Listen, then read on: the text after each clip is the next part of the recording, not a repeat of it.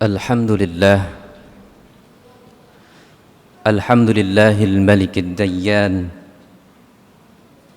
wassalatu wassalamu ala Muhammadin sayyidi waladi Adnan, wa ala alihi wa ashabihi wa tabi'ihi ala mamarriz zaman. Wa ashhadu an la ilaha illallah wahdahu la syarika lah, المنزه عن الجسمية والجهة والزمان والمكان. وأشهد أن سيدنا محمدًا عبده ورسوله الذي كان خلقه القرآن. أما بعد، فيا عباد الرحمن، فإني أوصيكم وإياي بتقوى الله المنان القائل في كتابه القرآن وما خلقت الجن والإنس إلا ليعبدون. Hadirin sidang jamaah Jum'ah yang dirahmati Allah, pada kesempatan yang berbahagia ini marilah bersama-sama kita panjatkan rasa syukur yang tak terhingga kepada Allah Subhanahu wa ta'ala atas segala nikmat yang telah diberikan kepada kita. Nikmat yang tidak akan mampu kita hitung dan tidak akan selesai jika kita menghitungnya.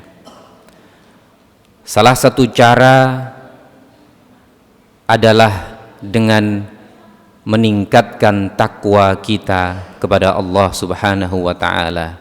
Takwa dengan makna menjauhi seluruh larangannya dan melaksanakan semua perintah-perintahnya. Allahumma salli wa sallim ala Sayyidina Muhammad wa ala ali Sayyidina Muhammad. Tetap tercurahkan kepada baginda Nabi Muhammad sallallahu alaihi wasallam yang telah menuntun kita dan insyaallah nanti kita mendapat syafaatnya dan masuk ke dalam surga Allah Subhanahu wa ta'ala. Hadirin yang dirahmati Allah, pada kesempatan yang berbahagia ini izinkan khatib mengajak kita semua, khususnya diri khatib, untuk mencoba merenung tentang interaksi sosial dan kaitannya dengan peningkatan kualitas diri kita. Manusia dalam Al-Quran diutarakan dengan berbagai kata. Salah satu kata yang digunakan dalam Al-Quran adalah an-nas. Para mufassir menjelaskan bahwa kata an-nas ini berarti kondisi manusia yang adalah makhluk sosial. Karena itu tidak mungkin untuk melupakan interaksi antara satu dan lain sebagainya. Islam adalah agama yang sangat menjunjung tinggi nilai-nilai kemanusiaan, nilai-nilai sosial. Banyak sekali ayat dan juga hadis yang menjelaskan tentang pentingnya hal itu. Salah satu contohnya adalah hadis yang berbunyi, man amana billahi wal yaumil akhir falyukrim jarah. Man kana yu'minu billahi wal yaumil akhir falyukrim jarah. Kurang lebih bisa diartikan bahwa barang siapa yang beriman kepada Allah dan juga hari akhir, maka dia harus memuliakan tetangganya. Ini berarti kita diminta oleh Rasul, dituntun oleh Rasul untuk selalu berinteraksi dengan baik dengan orang di sekitar kita. Simbol yang digunakan di sini adalah tetangga. Hadirin rahimakumullah, interaksi sosial secara tidak langsung ketika kita melaksanakannya dengan positif akan memberikan manfaat yang luar biasa kepada kita. Nabi mengajarkan misalnya, khairun nas anfa'uhum linnas. Sebaik-baik manusia adalah orang yang bisa memberikan manfaat kepada orang lain. Ini menguatkan asumsi bahwa kita sebagai manusia yang adalah makhluk sosial harus selalu menjaga interaksi sosial yang baik. Hal ini tentu saja akan berefek kepada kualitas diri kita, karena kesolehan tidak hanya diukur dengan kesolehan individu, tapi juga kesolehan sosial. Hadirin rahimakumullah, Islam adalah agama yang sangat mementingkan hubungan kepada Tuhan dan juga hubungan kepada makhluk, yang kita kenal dengan istilah hablum minallah wa hablum minan nas. Mari kita coba tengok ajaran-ajaran Islam yang tentu saja ajaran-ajaran tersebut tidak hanya diperuntukkan untuk membuat atau meminta kita beribadah kepada Allah, kepada Tuhan, beribadah secara vertikal, tapi juga beribadah secara horizontal.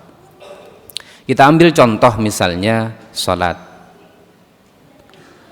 Salat sebenarnya kalau kita renungkan lebih dalam, lebih dari hanya sekedar gerakan-gerakan fisik, tapi juga upaya menata batin kita untuk selalu bisa konsisten ada di jalan Allah. Karena itu Allah dalam Quran mengatakan innas salata tanha 'anil fakhsya'i wal munkar.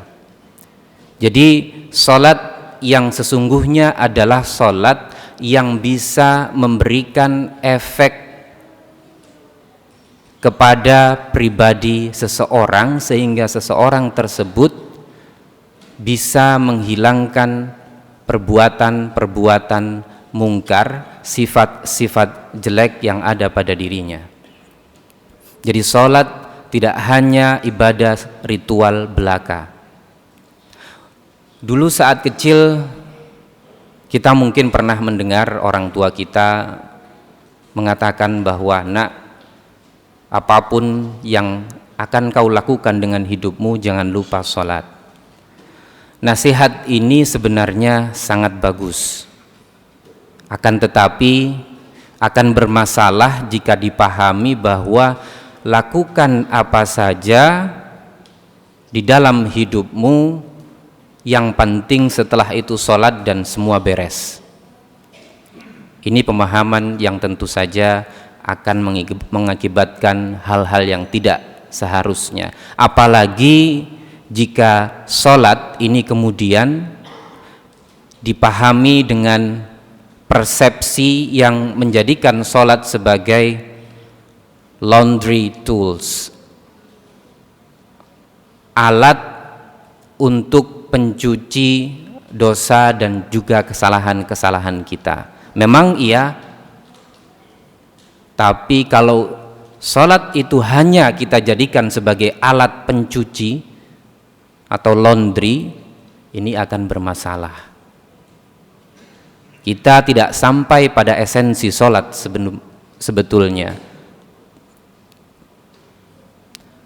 Yang kedua misalnya, kita ambil contoh zakat.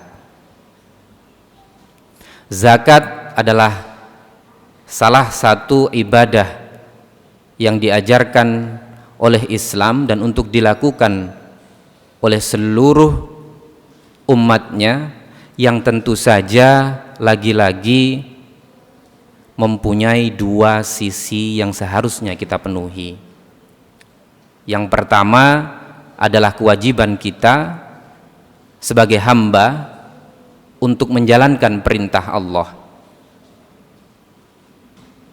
Tapi apakah selesai seperti itu?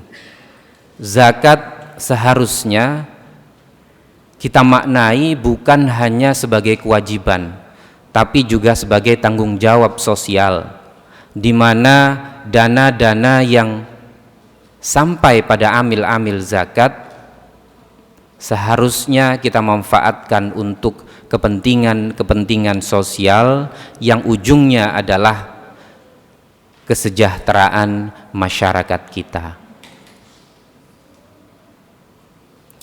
Yang terakhir, kita ambil contoh misalnya yang paling dekat yang sudah kita lakukan kemarin adalah puasa Ramadan. Puasa Ramadan ujungnya adalah muttaqin. Kita akan menjadi hamba-hamba Allah yang muttaqin, yang bertakwa. Dalam Ramadan, seluruh ibadah yang kita lakukan, baik itu sifatnya vertikal ataupun horizontal, kita lakukan. Kita maksimalkan semaksimal mungkin. Namun apa yang terjadi setelah Ramadan? Tidak ada efek, mungkin ada, tapi sebulan, 2 bulan, 3 bulan agak sedikit terkikis. Seharusnya Ramadan menjadi bulan suri tauladan. Pelatihan-pelatihan yang dijalankan dalam Ramadan seharusnya menjadi contoh dalam kehidupan sehari-hari kita. Akan tetapi kesolehan itu hanya milik Ramadan, kedermawanan itu hanya milik Ramadan, kesabaran itu hanya milik Ramadan. Setelah Ramadan selesai, kita kembali mudah marah, kita kembali mudah menyalahkan orang lain, menuduh orang lain dan lain sebagainya. Sekali lagi, jika kita memahami puasa Ramadan hanya pada taraf itu dan tidak berusaha menguatkan kualitas diri kita melalui ibadah-ibadah itu, maka kita mencerabut makna dan akar dari Ramadan dan akar dari perintah-perintah atau ajaran-ajaran yang diajarkan oleh Allah Subhanahu wa ta'ala dan nabinya kepada kita. Hadirin rahimakumullah, beberapa hal di atas menunjukkan kepada kita bahwa Islam adalah agama yang sangat mementingkan kemanusiaan, agama yang juga mengajarkan kepada kita kesolehan-kesolehan sosial selain kesolehan individu. Semoga kita bersama-sama bisa konsisten untuk berupaya semaksimal mungkin meningkatkan kualitas diri kita sehingga kita bisa menjadi hamba yang soleh secara individu dan juga soleh secara sosial. Barakallahu li wa lakum fil Qur'anil azim wa nafa'ani wa iyyahum bima fihi minal ayati wa dzikril hakim wa taqabbala minni wa minkum tilawatahu innahu huwal ghafurur rahim.